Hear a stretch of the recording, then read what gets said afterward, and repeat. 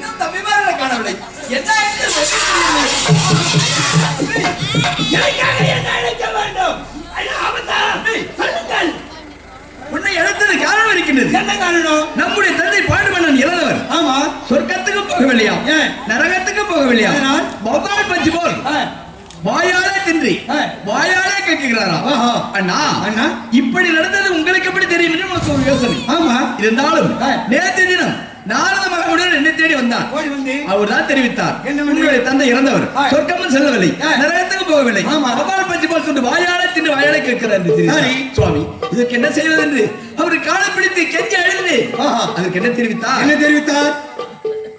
இதற்கு ஒரு மார்க்கம் இருக்கின்றது. என்ன மார்க்கம்? என்ன மார்க்கம் என்று சுவாமி கேட்டதற்கு அவர் என்ன தெரிவித்தார் தெரியுமா? என்ன?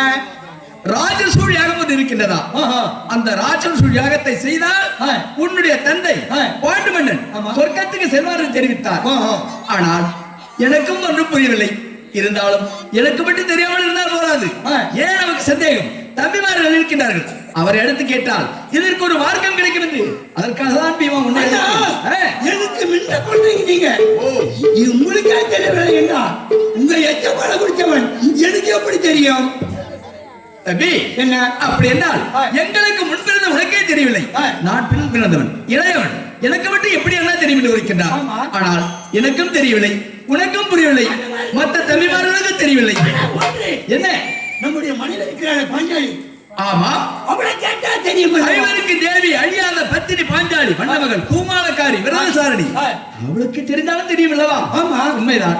அப்படி என்றால் நீ ஒரு புறமாக இரு. பாஞ்சாலி பார்க்கலாம். பாஞ்சாலி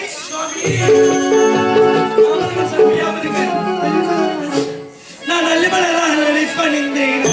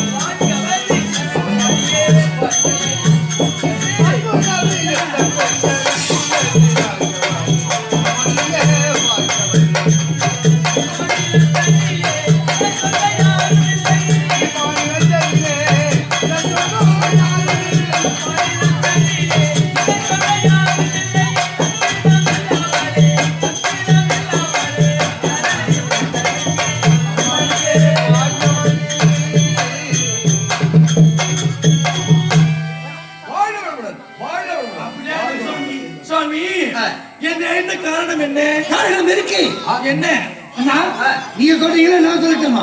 ஏன்னு கேட்டா அவங்க என்னுடைய பள்ளிகள் தான் இருக்கிறாங்க, நீங்களே தெரிவிங்க.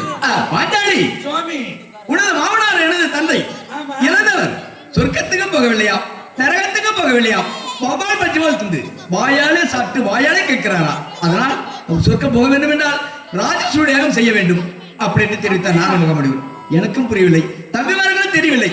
தம்பிதான் உரைத்தான், நமக்கு தெரியவில்லை என்றால் ஐவருக்கு தேவி, அழியாத பத்தினி பாஞ்சாலி. உன்னை எடுத்து கேட்டால் இதற்கு மார்க்கம் கிடைக்கும் என்று தெரிவித்தார். அதனாலதான்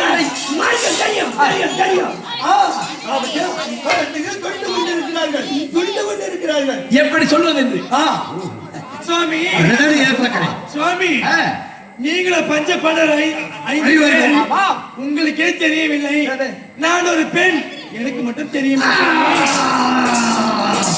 தெரியவில்லை சுவாமி, நமக்கு தெரியவில்லை, பாஞ்சாலிக்கு தெரியும் என்று பாஞ்சாலிக்கு புரியவில்லை என்று இருக்கின்றார். நான் ஒன்று என் அண்ணனை அழைத்து கேட்டா எனக்கு விவரம் தெரியும் சுவாமி. ஆமா, உனது அண்ணன் மாமா, எனது மாமா.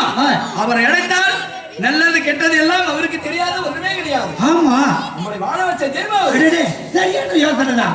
அப்படி ஆகட்டும், மாமா போய் வணங்குவோம். இங்க இருந்து அழைக்கலாமே. ஆமா,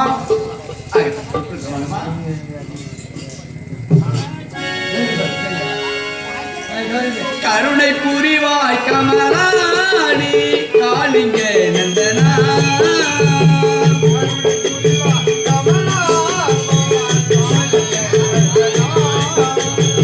கருணை புரிவாய் கமலாடி காளிங்க நந்தனா,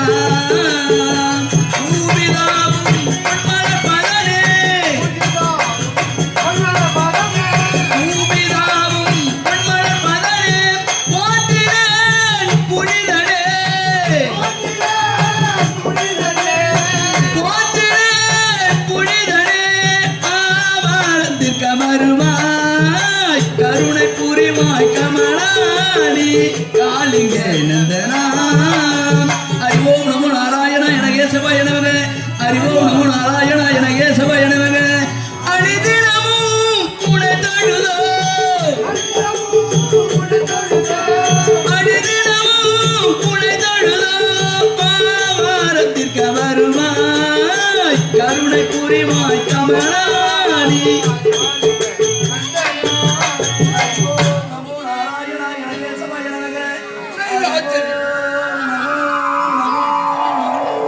எனது அத்தை கொத்தமாதேவனுடைய புதல்வர்கள் தர்மன், பீமன், அர்ஜுனன், சகாதேவன், என் தங்கை பாஞ்சாலி, இவர்கள் அனைவரும் ஒருமிக்க தன்னை மறந்து என்னை நினைத்து துதித்துக் கொண்டிருக்கிறார்கள்.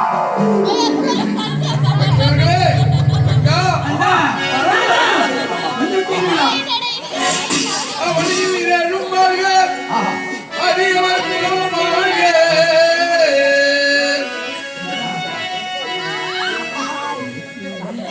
இந்த அவனில் இரழும் வாழ்க, அதிகவர் குலமும் வாழ்க.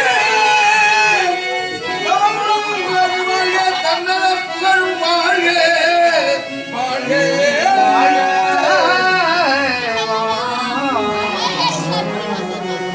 அவனுடன் பக்தி வாழ்க, பகல்மனை வந்தோன் வாழ்க. இந்த கண்ணனை துதிக்க பேர்கள் சீர் சபை வாழ்க. வாழ்க வாழ்க மலர்பணிந்தி என்றும் நீங்கள் வாழ்க.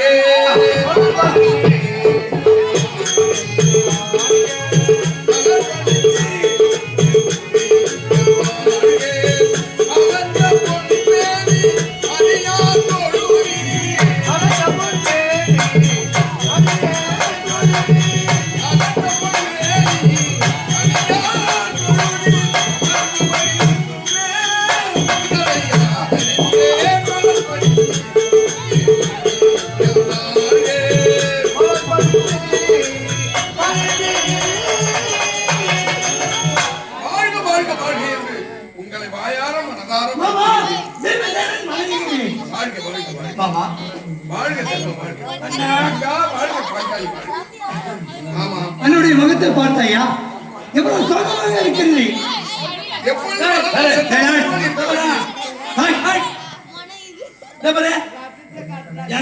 வெத்தலை பாக்கு தகராறா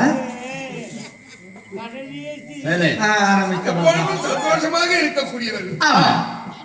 அதிலும் என்னுடைய தங்கா பாஞ்சாலி வருடத்திற்கு ஒரு முறை ஒருவர் முறையாக வாழ்ந்தவர். உண்மைதான்.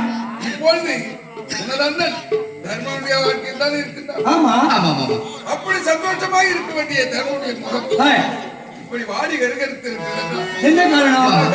அப்படி கேக்குறீங்க. வாடி இருப்பது காரணம் என்ன தெரியுமா? என்னுடைய தந்தை இருக்கின்றாரே பாண்டுமன்னன், இறந்தவர். சொர்க்கத்துக்கு போகவில்லையா, நரகத்துக்கு போகவில்லையா மாமா? நீங்கள் மனமிக்க மெலிவாகி எனக்கு இது வேலை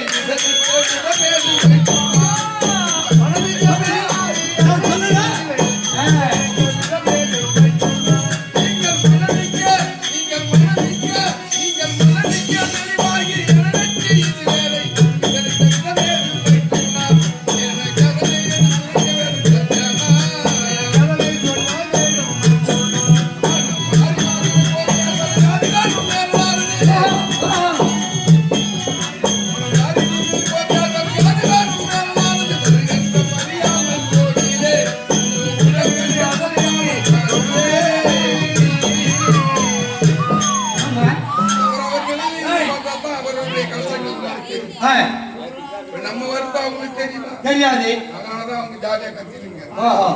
ஆனா தர்மனுடைய முகம் வாடி இருக்குதுன்னு சொன்னா அவனுடைய கஷ்டம் என்னன்னு எனக்கு தெரியும். தெரியாது. சொன்னாதான் தெரியும். அதனால ஆமா. சொல்லாம குறையாது. ஆமா. சொல்லாம தெரியாது. தெரியாது. சொன்னாதான் தெரியும். தெரியும். அப்ப உங்களுக்கு என்ன கஷ்டம் ஏற்பட்டுள்ளதுன்னு எனக்கு எப்படி தெரியும்? அதானே. மாமா, என்னுடைய தந்தை இறந்தவர் சொர்க்கத்துக்கு போகவில்லையா, நரகத்துக்கு போகவில்லையா, வாயால தின்று வாயால கேட்கிறாராம். அப்படியா? ஆமா, நேற்று தினம் நாரத மகாமுனிவர் என்னை தேடி வந்தார். அவர் சொல்லிதான் மாமா எனக்கு புரியும். நாரதன் வந்தானா? என்ன மாமா இது? இல்ல இந்திரபிரஸ்தத்துக்கு நாரதன் வந்தானா? வந்தாரு. தேசத்துக்கு நாரதன் வந்தானா என்று கேட்டால் நீங்க என்ன சொல்லி அனுப்பி வச்சு மாதிரி கேட்கறீங்க? இல்ல நாரதன் வந்தா கலகம் தானேன்னு நான் சொல்றேன். வேற ஒன்றும் கிடையாது. வந்தவன் ஆனா நாரதன் தான் உங்களுக்கு உபாயம் சொல்லி இருக்கிறேன். உண்மைதான். என்ன சொன்னா? என்ன மாமா இது? உன்னுடைய தந்தை பாண்டுவண்ணன் இறந்தவர் சொர்க்கத்துக்கு போகவில்லை, நரகத்துக்கு போகவில்லை. அதற்கு ஒரு மார்க்கம் இருக்கின்றது. ராஜசூழ் யாகம் செய்தால் உன்னுடைய தந்தை சொர்க்கம் போவார் என்று தெரிவித்தார். ராஜசூழ் யாகம் என்றால் அது எப்படி செய்வது, யாரை கொண்டு செய்வது, புரியாமல் தெரியாமல் ஒருவருக்கு 50 இருக்கிறீங்க. ஆமா. அப்பாவுக்கு ஒரு குறை என்றால் அதை செய்து முடித்து உயிரோடு இருக்கும்போது தான் செய்ய முடியல. ஆமா. ஆனால் இருந்த ஒரு தந்தை இப்போ சொர்க்கம் போகணும். ஒண்ணு புண்ணியத்தை செய்தவங்க சொர்க்கம் போவாங்க. ஆமா. பாவத்தை செய்தவங்க நரகம் போவாங்க. ஆனால் எனது மாமா என் அத்தையின் கணவர் உங்களுக்கு தந்தை சொர்க்கத்துக்கு போகல, நரகத்துக்கு போகல. அங்கா உங்க மாமன் கேள்வி பார்த்தியா? ஆமா. அப்படி வபால் பட்சி போல் தலைகீழாக அந்தரமாத்மா தொங்கிகள் இருக்கிறார். ஒண்ணுதான் மாமா. நாரதர் சொல்லி உங்களுக்கு தெரியும். ஆமா மாமா. சொல்லியாகண்ணா. அது கருப்பா இருக்குமா, இல்ல சிவப்பா இருக்குமா, இல்ல யாரை கொண்டு செய்வது ஒன்று புரியாமல் தவித்துக் கொண்டு இருக்கிறோம். ராஜசூரியாக தானே புரியாமல் தகித்துக் கொண்டு இருந்தோம். உங்களுடைய தகை தான் தெரிவித்தார். எதற்காக பயப்படுகிறீர்கள்? என்னுடைய அண்ணன் இருக்கின்றார், ஆபத்தானவன், அனாதை ரட்சகன். அதனால்தான் மாமா உங்களை இதெல்லாம் சொல்லக்கூடாது. என் தங்கச்சி ஏன் சுடர்விட்டு மீறி விளக்கா இருந்தால் அதுக்கு ஒரு கூட்டுகோள் வேண்டும். வேண்டும். நீங்கள் 5 ஆடவர்கள். ஆமா. ஆனால் உங்களுக்கே அந்த யோஜனை இல்லை. இல்லையா? என் தங்கை எனது அண்ணனை அழித்தால் எப்படியும் நம்ம ஆபத்திலிருந்து காப்பாற்றுவார்கள் தெரிஞ்சு சொல்லிடலாம். கொண்டால் குறிப்பறிவால் சொல்றேன். ஆமா. அதனாலதான் என் தங்கச்சி உங்களுக்கு இந்த யோசனை எடுத்து சொல்லியிருக்கிறேன். இருந்தாலும் ராஜசூரியாக நீங்க செய்ய வேண்டியதானே அப்படின்னு சொன்ன மாமா, எப்படி செய்வது, யாரை கொண்டு செய்வது ஒன்றும் புரியவில்லையே. ராஜசூரியாக என்னன்னே தெரியாம நீங்க எப்படி செய்ய முடியும்? அதற்காதான் மாமா உங்களை எடுத்து. அது வேறொன்றும் இல்லை. ராஜசூரியாகம் என்றால் ஆஹா,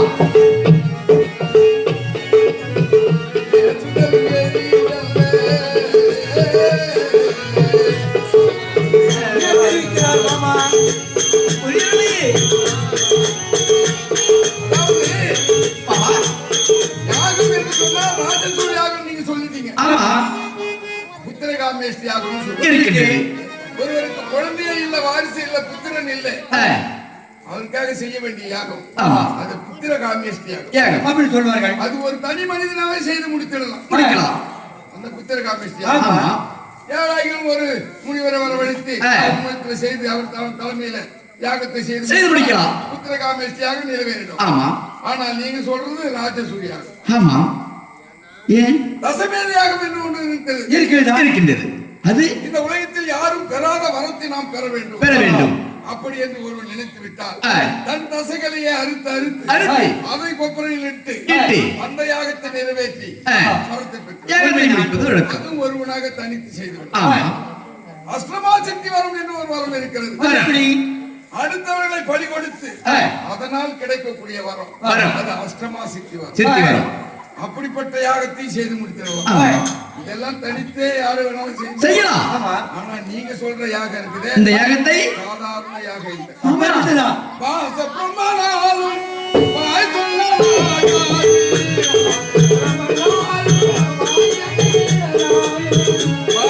பிரம்மனாலும் வாய் சொல்லலாகாது. ராஜனே உள்ளது சொல்லாகாது. ராஜசூரியாகம் என்றால்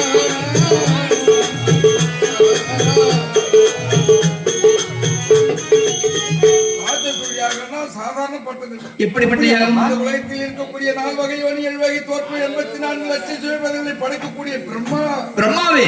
அவனுக்கு 4 முகம். ஆமா. அப்படி சதுமுகம் படைத்த பிரம்மதேவனுடைய நாவினால் கூட சொல்ல முடியாத ஒரு பெரிய யாகம். யாகம். அப்பேற்பட்ட யாகம் இந்த யாகத்தை செய்தாதான் உன் தந்தை சொர்க்கம் போவாரு. ஆமா. ஆமா, எங்க அத்தை வீட்டுக்காரரு அவரு சொர்க்கம் போகணும். ஆனா அப்படிப்பட்ட யாகத்தை நாம செய்யணும்னா இது சாதாரணப்பட்டது இல்ல. இதே காரணத்தை சொன்னா நீங்க செய்து முடிப்பீங்களான்னு எனக்கு ஒரு சந்தேகம். ஆமா, சந்தேகப்படாதீர்கள். தெரிந்தது புரிந்தது அறிந்தது சொன்னால்தானே எங்களுக்கு புரியும். இந்த உலகத்தில் இருக்கக்கூடிய மன்னாதி மன்னர்கள், ராஜாதி ராஜர்கள், அங்கம் மங்கம் கலிங்கம் குருகுண்டலம் மரணபட்சம் பிராணம் அமிதிகரசம் கன்னடம் கூச்சரம் குருகாத்திரம் கோசேனம் கொங்கணம் ஒட்டியம் காஷ்மீரம் கர்நாடம் குருதுருந்தம் பப்பரம் கோசலம் கேகயம் கேரளவம் பல்லவம் சிந்து சீனம் திருநகம் திராவிடம் நிரந்தரம் தீர்க்கம் சோலைவனம் பங்காளம் சிங்களம் கம்பீரம் மானவரிச்சம் காந்த மலையாளம் காம்போகம் கடாரம் பாண்டியம் இப்படிப்பட்ட அவனியத்தார் தேச ராஜாதி ராஜாக்களையும் மன்னர்கள் அனைவரும் அவர்கள் சூழ அவர்கள் முன்னிலையிலே நடத்தக்கூடிய யாகம் தான் ராஜ சூழாகும். அது எதுவாக முடித்து விடலாமே. எதிலே முடித்து இதோ இருக்கின்றார்.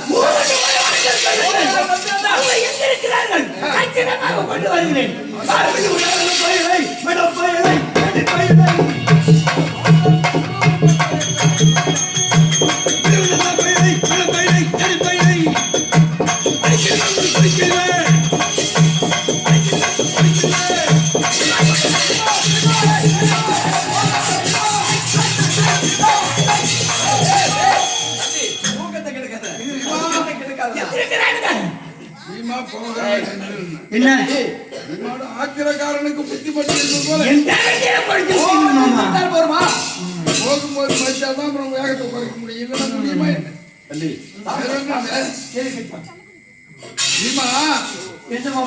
நீ எங்க போறதுக்கு இவ்வளவு வேக வேகமா போற? நீ தான் சொன்னீங்க அழைத்து கொண்டு வரேன்னு. ஓ, அவனி 56 ராஜாக்களையும் சென்று அந்த நாட்டில் இருக்கிறவங்க அடிச்சுக்கணுமான்னு சொல்லி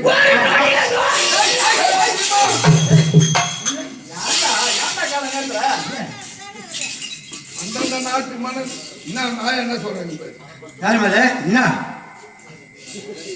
உனக்கு பேச மாட்டாங்க. ஆயா உனக்கு இந்த பெரிய வாயா இல்ல ஆயா எதை எடுத்தனா கதையை முடிச்சு விடு. கதையை முடிச்சிடாது, இன்னும் அதுக்கு வேலை இருக்கு. கதையை முடிப்படாமா? எதை எடுத்தால் கதையை முடித்து விடு. அப்படியா மைத்துனா? இப்ப அவனி 56 தேசத்துக்கு சென்று ராஜாதி ராஜர்களெல்லாம் கொண்டு வரணும்னு சொல்லி புறப்பட்டு போறிய, அது இப்ப நடக்கிற காரியமா? ஏன் முடியாது? முடியாது. இந்த வார்த்தை தெரிவிங்க. எப்படி முடியும்? முடியுமே. நான் மனச வைத்தால் முடியும். ஐயோ, ஒவ்வொரு நாட்டிலையும் சென்று நீ ஒவ்வொரு மன்னரையும் அழைத்து வர வேண்டிய அவசியமே இல்லை. என்ன சொல்றீங்க? ஆனா அப்படியா அந்த நாட்டு மன்னர்கள் அவங்கவுங்க அரண்மனையிலும் இல்ல. அந்தந்த நாட்டு மன்னர்களும் அவங்கவுங்க அரண்மனையில ஒருவர் கிடையாது. என்ன சொல்றீங்க? அப்படின்னா அனைவரும் எங்கே இருக்கிறார்கள்? ஒரே இடத்துல இருக்கிறாங்க. ஒரே இடம். ரொம்ப சௌரியமா போச்சு. அப்படியே கோழி குஞ்சு மாதிரி தூங்கி வந்துடுறா. அப்படின்ற இதுதான் ரொம்ப முறப்பு. தனித்தனியா போய் ஒவ்வொருத்தரும் அழைச்சு வர்றதுக்கு தான் நேரம். இங்கெல்லாம் ஒரே இடத்துல கூண்டோட ஒரு படை வீசல நான் போறேன். அப்படியே கொஞ்சம் தூங்கி வந்துடுறேன்.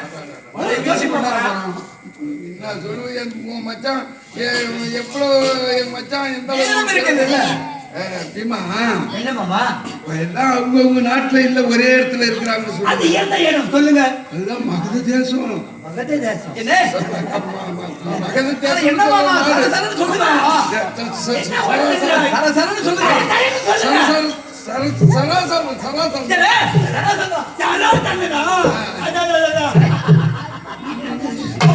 எனக்கு ஏமாத்திடும். இப்ப பாக்குறேன்.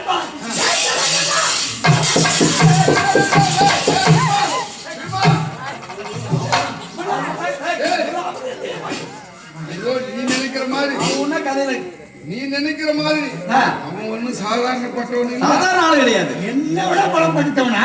அப்படியே ஒண்ணு விட அவன் பலப்படுத்தவனா இருந்தாலும் நீ நினைச்சா அவனை கொண்டுடலாம். ஆனா அவன் எடுத்துக்க நம்ம போக முடியாது. ஏன் முடியாது? ஏன்னா பேர்பட்ட சூஸ்திரங்களை ஏற்படுத்தி வச்சிருக்கோம். மாமா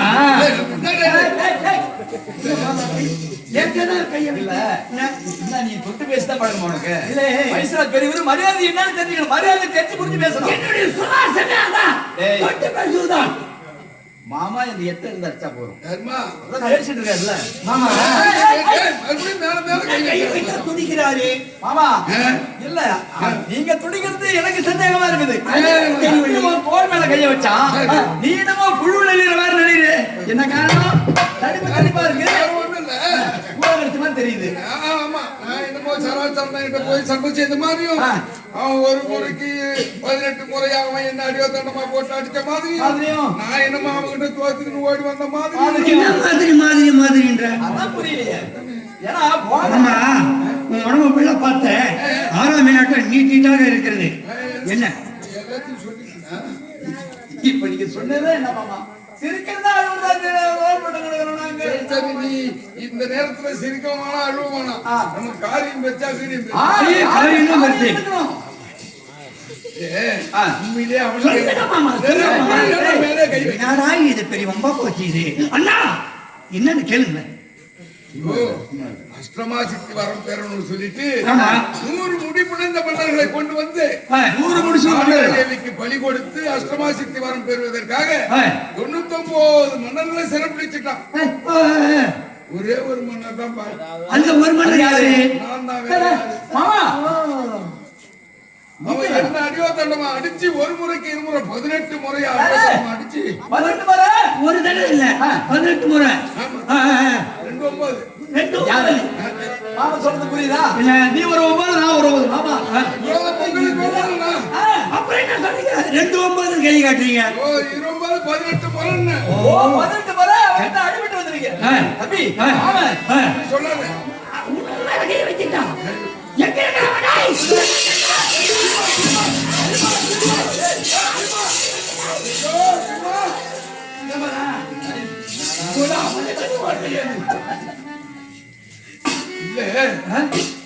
மாமான்னு கூட தெரியாம கை வைத்து விட்டான். நாம வேதனையில இருக்கிறோம். உள்ள போறாங்க. எதற்காக ஒண்ணு போக விட்டு மறித்தேன் தெரியுமா? ஏன் அவனுடைய மதில் கோட்டை சோறுக்குள்ளே நம்ம போக முடியாது. ஏன் முடியாது? அவன் சத்ருமித்திரர்களை காட்டு குடிக்கக்கூடிய 2 பதுமைகள் வைத்திருக்கிறான். பதுமையா? கோட்டை வாயிற்படியிலே 2 பதுமை இருக்கும். நாம அவனுக்கு சத்ருவாக இருந்தால் எதிரியாக இருந்தால் காட்டி கொடுக்கும். அவனுக்கு மித்ருவாக இருந்தால் சொந்த பந்தமாக இருந்ததுன்னா அவனுக்கு வழிவிடும். ஒருவேளை நம்ம சத்ருவா இருக்கிறோம். ஆமா. அதுல ஒரு பதுமை என்ன செய்யும்? நம்ம தலையில சிறுநீர் கழிக்கும். இன்னும் ஒரு பதுமை மொட்டை அடிச்சிடும். அவன் எளிதிலே சுலபமா நம்ம எதிரி என்று அவன் கண்டுபிடிச்சிடுவான். அது மட்டும் இல்ல, முதல் கோட்டையை கலாண்டு உள்ள போனீங்கன்னா அங்கே பெருத்த டமாரம் ஒன்று இருக்கும். பெரிய டமாரம். ஆமா, அது முழங்கும். வந்திருப்பவன் எதிரி என்றால் அது அடிக்கும். இந்த ஒளியை வைத்து அவன் கண்டுபிடிச்சிருவான். எதிரிங்க வந்து விட்டார்கள். அதனாலதான் சொல்றேன், நீ மட்டும் தனித்தே சென்றால் அவன் வெல்ல முடியாது. ஏன் மாமா? இல்ல நான் போய் வரேன். நீ போனாலும் சரி வராது. அவனெல்லாம் யாரும் போக மாட்டாங்க. அர்ஜுனன், சகாதேவன், நகுலன் ஏன் சொல்றேன்னா, அவனிடந்து ஏற்கனவே நான் யுத்தம் செய்து பார்த்தேன். எனக்கு தானே அவனை பத்தி தெரியும். ஆமா இல்ல, அதனால இல்லன்றது இல்ல. ஆமா. அதனால யோசனைக்கு நான் இருந்தாதான் என்னிடம் புத்தி பலம் இருக்குது, உன்னுடைய உடல் பலம் இருக்கு. நாம் இருவரும் ஒன்று சேர்ந்தால் இனி தப்ப முடியாதவன். அதனால் எப்படியும் உன்னை அழைத்து கொண்டு போனால்தான் அந்த சராசந்தனை கொள்ள முடியும். அதனால தர்மனும் அர்ஜுனன் நகுலன் சகாதேவனும் வந்தாலும் யாராலும் முடியாது. சொல்லுங்க மாமா, எப்போ இப்போது செல்லலாம்? போகலாம். இப்போதா?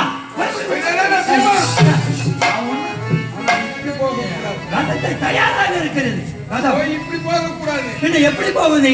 நம் இருவருடைய உருவத்தை மாற்றி போகணும். எப்படி மாற்ற முடியும்? பிராமண வடிவில் செல்லணும். பிராமணன். ஆமா, செல்லலாம். ஆமா மாமா, அந்த உருவத்தில் எப்படி செல்ல முடியும்? ஏன் தம்பி முகத்தை பாருங்க.